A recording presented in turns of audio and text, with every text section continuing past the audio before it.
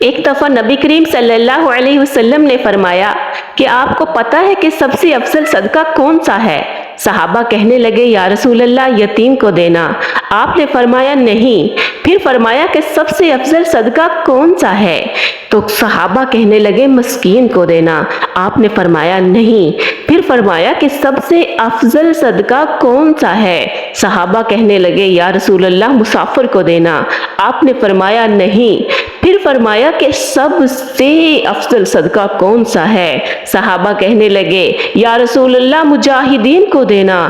آپ صلی اللہ علیہ وسلم نے فرمایا نہیں۔ تو صحابہ کہنے لگے حضور پھر آپ ہی بتا دیں کہ سب سے افضل صدقہ کون سا ہے؟ آپ نے فرمایا تیرا کوئی رشتہ دار ہو، غریب ہو، حقدار ہو اور تجھ سے ناراض ہو، فرمایا کسی بھی طریقے سے اس کے گھر صدقہ پہنچا دو، سب سے افضل صدقہ کرنے کا ثواب لکھا جائے گا۔